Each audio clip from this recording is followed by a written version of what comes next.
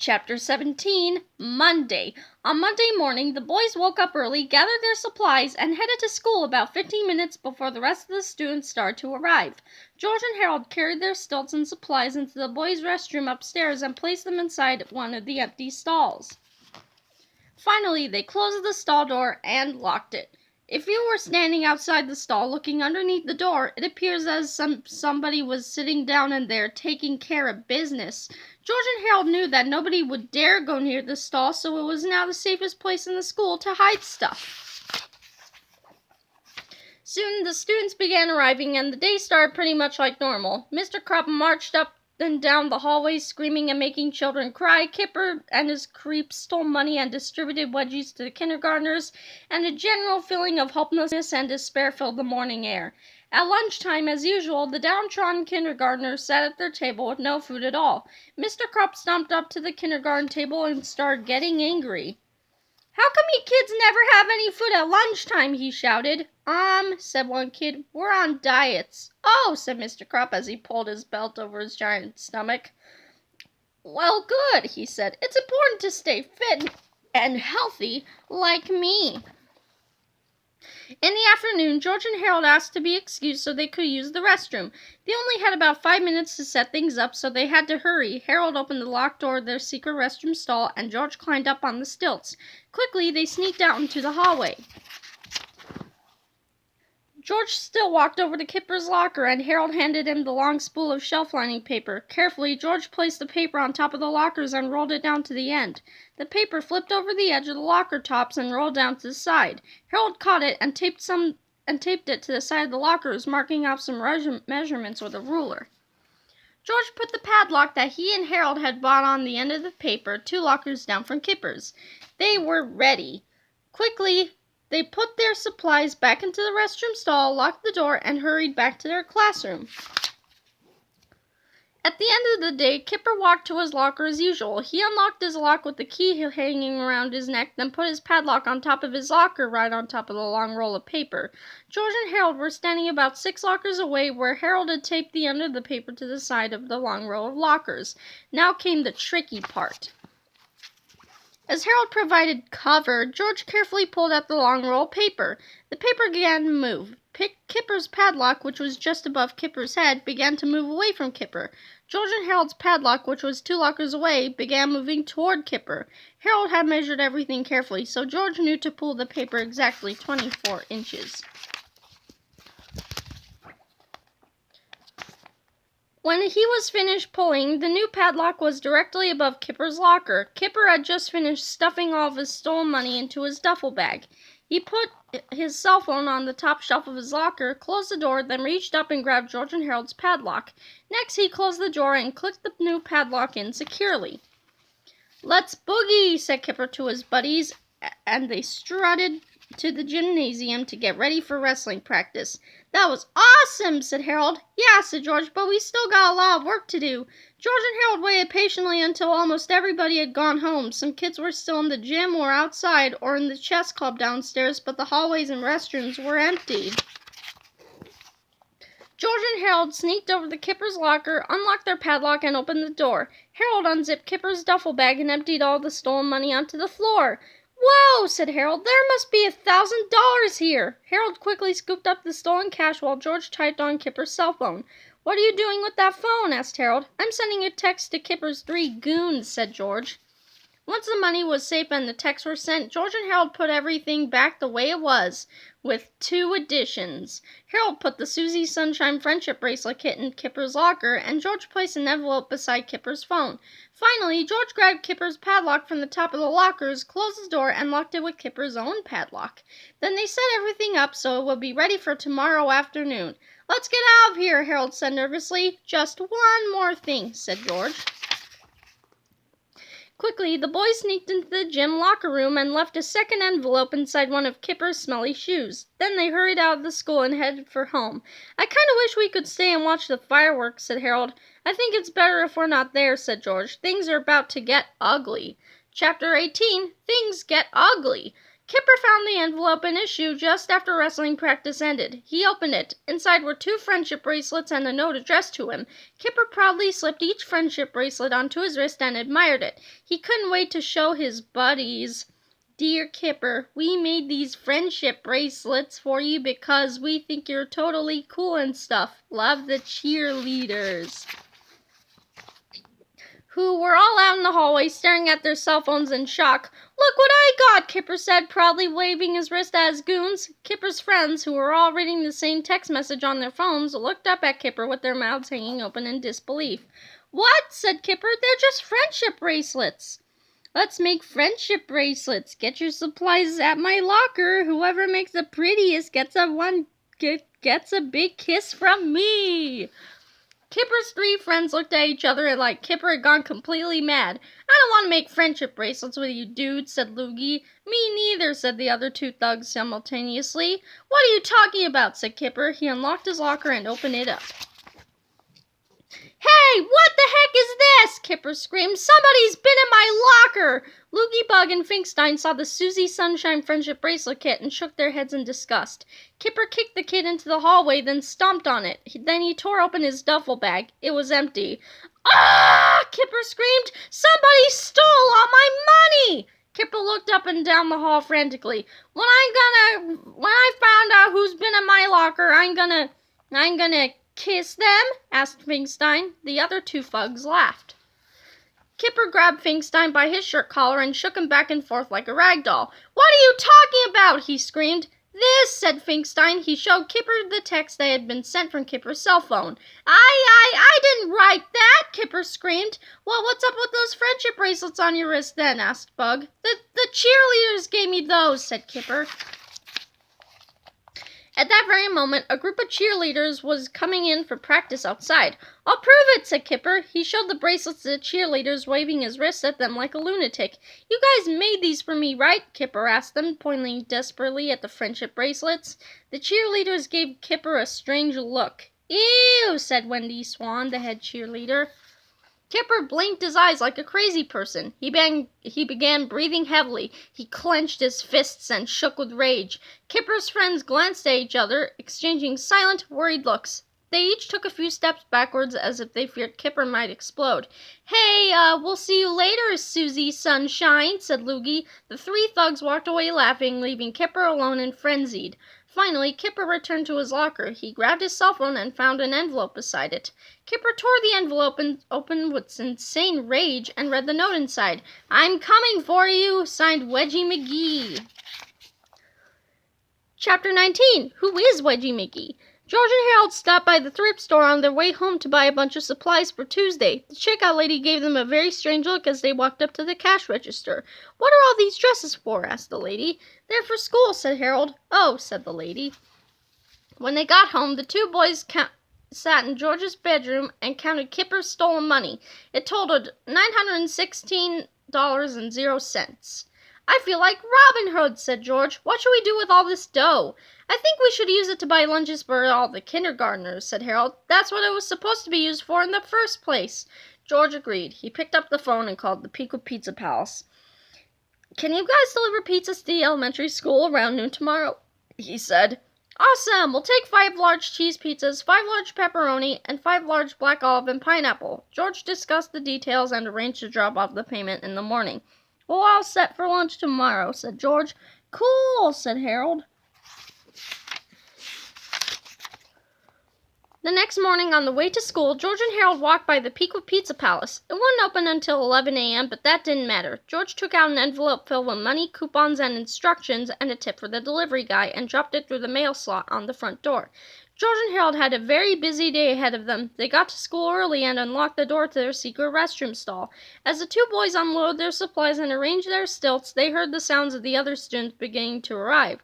Today sounded just like any other day, but things at Jerome Horowitz Elementary School were starting to change. Kipper stood by the entrance of the school like normal, but he wasn't just stealing money from the kindergartners like he usually did. Today, he also wanted information. He seemed a little anxious and shaky, like he hadn't gotten a lot of sleep the night before. Kipper's three buddies, who usually stuck close to his side, were keeping their distance from him. Loogie, Bug, and Finkstein all watched Kipper with worried looks on their faces. Kipper grabbed every kid who came toward the door and asked them all the same question. Who is Wedgie McGee? Nobody outside the school had ever heard of Wedgie McGee, but inside the school, George and Harold were busy spreading rumors about this mysterious stranger. Did you hear about Wedgie McGee? George asked Harold loudly near a group of gossipy girls. Yeah, said Harold even louder. I heard Wedgie McGee is a ghost. Me too, said George. I heard Wedgie McGee haunts the hallways of this very school looking for revenge. Revenge against who? Asked Harold intensely. Against Kipper Crop, cried George in a booming whisper. The gossipy girls listened closely as George continued. I heard that Kipper Crop got cursed by the ghost of Wedgie McGee. Heavens, no, cried Harold. What for? For being mean to kindergartners, said George. Wedgie McGee is the patron ghost of kindergartners. I did not know that, said Harold. Oh, poor Kipper. Poor Kipper. George and Harold walked away, shaking their heads with pity. The wide-eyed group of gossipy girls had been rendered uncharacteristically speechless. Quickly, they began sending frantic texts to all of their friends about the horrible ghost of Wedgie McGee. Within an hour, the whole school knew the terrible truth about Wedgie McGee, and it didn't take long before the information made its way to Kipper and his friends. That's stupid, said Kipper. There's no such thing as ghosts. Yeah, said Loogie, but I heard he can go through walls and even lockers. Maybe the ghost stole all that money yesterday. That's a bunch of bunk, said Kipper. What's a ghost gonna do with money? Maybe he'll give it back to the kindergartners, said Finkstein. I heard Wedgie McGee was a friend to all kindergartners. Excuse me, said a pizza delivery guy holding 15 large pizza boxes. I'm supposed to deliver these pizzas to kindergartners. Do you guys know where the cafeteria is? Down the hall, said Kipper. Hey, who are those pizzas? I don't know, said the delivery guy. I never saw him. I think his name was Wedgie McGee or something. I think his name was Wedgie something. Kipper gasped. You say you never saw him? Nope, said the delivery guy. Nobody's ever seen him, but he's a pretty good tipper. Chapter 20, Tuesday afternoon. Lunchtime was a great success. All the kindergartners loved their pizza and pop, and nobody seemed to mind that it had all been bought and paid for by a ghost. Haunted pizza tastes the best, said Freddie Moore, and the other kindergartners couldn't have agreed more. After school, Kipper unlocked his locker and once again put his padlock on top of the locker. And just like yesterday, George pulled on the long strip of paper, switching Kipper's padlock for their own. Kipper grabbed George and Harold's padlock, clicked it close on his locker, and pulled hard to make sure it was really locked tightly. It was. Once the hallways were empty, George and Harold got back to work. George unlocked Kipper's locker while Harold filled it up with pretty, lacy dresses, making sure their bows looked beautiful and their ruffles were just right. George typed another text message on Kipper's phone and left a new envelope beside it. Then they locked the door with Kipper's lock and set everything up so it would work again the same way tomorrow. Are you sure we can't stay here and watch all the fun? Asked Harold. We better not, said George. Things are about to get even uglier. Chapter 21, Things Get Even Uglier. When wrestling practice ended at 4:30, Kipper's friends rushed to their lockers and turned on their cell phones. As they had suspected, there was another text from Kipper. Let's play princess. I got pretty dresses for you to try on after practice. XOXOXOXO. By the time Kipper got to his locker, he knew that something was wrong. What? He yelled at his friends. What now? Sorry, dude, said Loogie, but we don't want to play dress-up with you. Yeah, princess, said Finkstein. The three thugs chuckled. Kipper grabbed Bug's cell phone and read the message. I did not write this, Kipper yelled, and I don't have any dresses in my locker either. I can prove it. Kipper unlocked his locker and opened the door, revealing 3 of the prettiest dresses anyone had ever seen. Kipper's friends started laughing as he closed the door and checked to make sure he had opened the right locker. Somebody is messing with me, screamed Kipper. He tore the dresses out of his locker and whipped them to the floor. Maybe you're just getting in touch with the feminine side, said Loogie. Kipper's 3 friends burst into hysterical laughter. Laugh it up, chumps, yelled Kipper as he searched the top shelf of his locker. Sure enough, there was another envelope. He ripped it open and read the message out loud. There is no escape. Signed, Wedgie McGee. Kipper's friends stopped laughing and looked at the note. Dude, said Bug, I think you really did get cursed. At least it's a funny curse, said Loogie. Chapter 22, Wednesday. Another day, another awesome lunch for George and Harold and their classmates. The Pico Pizza Palace had even delivered salads and breadsticks, and the kindergartners had never been happier. At the end of the day, when wrestling practice was over, Kipper's three friends dashed back to their lockers as fast as they could to see what bizarre thing Kipper was going to do next. They were not disappointed. You are invited to my pretty dolly tea party. If you need to borrow a dolly, meet me at my locker. I got extras, XOXO. Kipper was already angry when he reached his locker. He knew something was not right. What? He yelled as...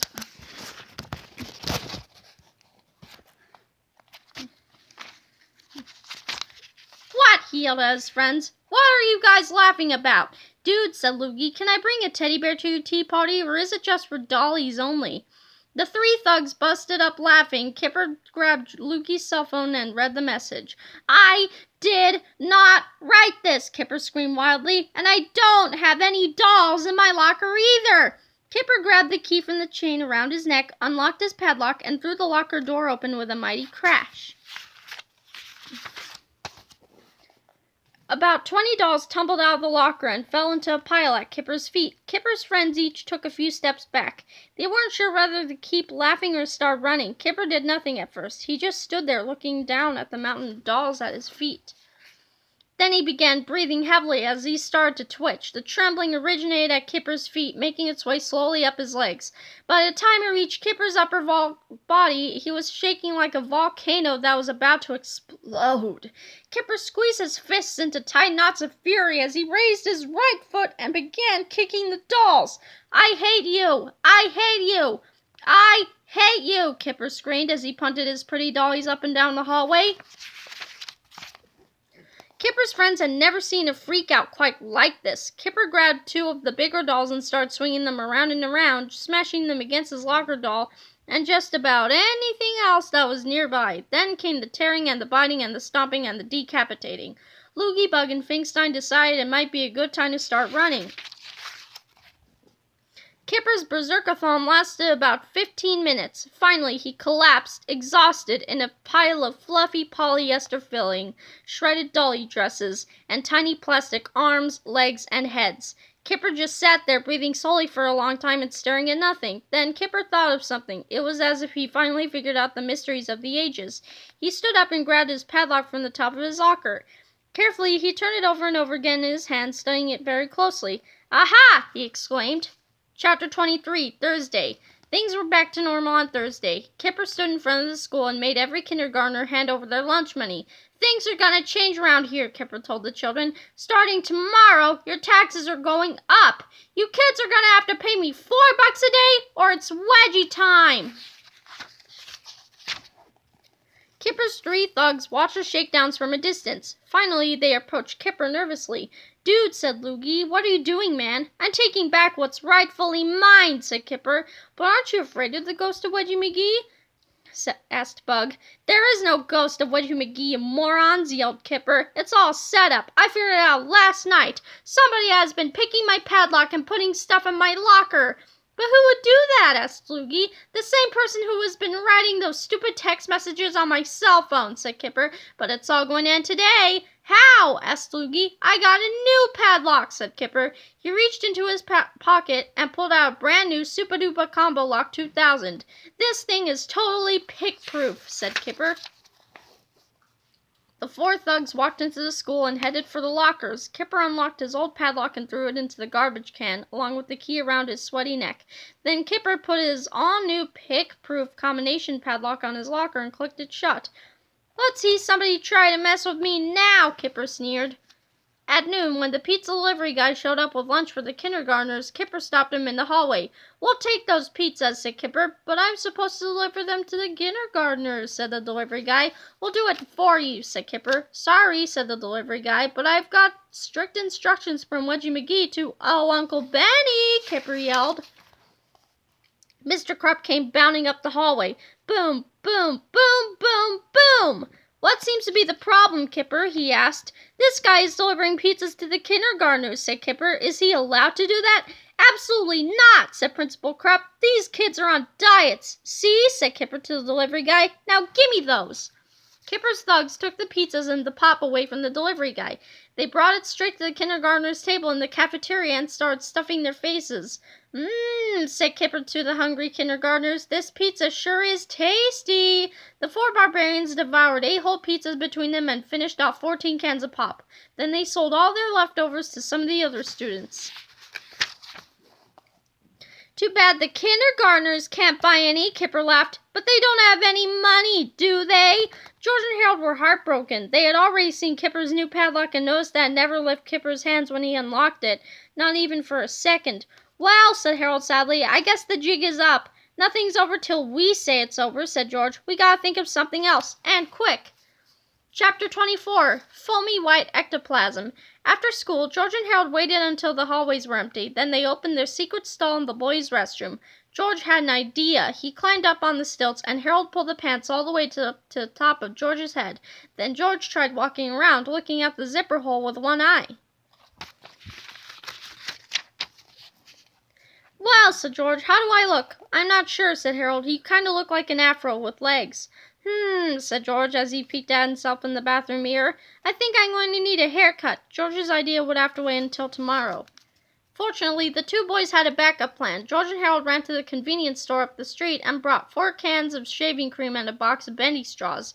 Then they hurried back to the school. "We're going to have to work fast," said Harold. The 2 boys opened their box of bendy straws and pushed a straw over the spray nozzle of each can of shaving cream. Then George stuck a straw up Kipper's locker vent and began spraying. Harold took another can, stuck the straw up the vent of Loogie's locker, and started squirting. After a few minutes, George's and Harold's cans were empty. They then took 2 more cans and did the same thing to Bugs and Finkstein's lockers. George and Harold hid the empty shaving cream cans in their secret restroom stall. Then they ran out the back door of the school toward the football field, screaming their heads off. The cheerleaders, who were just finishing their practice, saw George and Harold running around like lunatics. "What's wrong, little boys?" asked one of the cheerleaders. "We just saw a ghost," cried George. "Yeah," cried Harold. "He was in the hallway over by the lockers." The cheerleaders were frightened. "What did he look like?" they asked. "He was invisible," cried George, "but he left a trail of foamy white ectoplasm wherever he went." The cheerleaders screamed. They were terrified, but they were also very curious. The girls huddled together in a tight, shivering group as they tiptoed into the school to see for themselves. Everything looked normal, but they still screamed a lot anyway. One of them pushed the button of the drinking fountain, and when water squirted out, they all screamed some more. "What's going on?" yelled Kipper, who had just gone out of wrestling practice with his buddies. The cheerleaders screamed again. "There's a ghost up here!" cried Wendy Swan. "Some little kids saw it. It was leaving foamy white ectoplasm everywhere." "That's crazy," Kipper yelled. "Ghosts aren't for real." He and his buddies laughed arrogantly as they unlocked their lockers and opened the doors. Suddenly, 4 giant waves of foamy white shaving cream splashed out into the hallway. "Foamy white ectoplasm!" yelled the cheerleaders. They all screamed and ran for their lives. "Ectoplasm!" cried Bug. "I've heard of that. That's ghost juice." I got ghost juice on my pants," Loogie wailed as he burst into tears. "Get it off! Get it off! Get it off!" screamed Finkstein as he jumped around spastically, swatting at the shaving cream that covered his legs. "I hate ghost juice." "There's no such thing as ghosts," Kipper yelled, but it was no use. Loogie, Bug, and Finkstein slammed their lockers and screamed in horror as they slipped and slid in the foamy white ectoplasm. The 3 terrified thugs tumbled down the stairs, tripping and pushing and elbowing each other as they struggled to glide out the front door. Kipper was at his wits' end. He plopped down on the floor in the middle of the hallway and curled up into a shivering ball. "Uncle Benny!" he wailed. As usual, Mr. Krupp came running down the hallway. Boom, boom, boom, boom, boom! "What's wrong? What's wrong?" yelled Mr. Krupp. Kipper showed Mr. Krupp the ectoplasm and told him the whole terrifying story. "That's a bunch of bunk," yelled Mr. Krupp. "This isn't ectoplasm. It's shaving cream. I use the same brand myself. Shaving cream, said Kipper, but how did it get inside our lockers? Well, somebody probably sprayed it through those vents on the door, Mr. Krupp said. It's the oldest trick in the book. Kipper studied the vents on the locker door as his passive, fearful expression slowly turned into a venomous visage of violence. Now Kipper was really mad.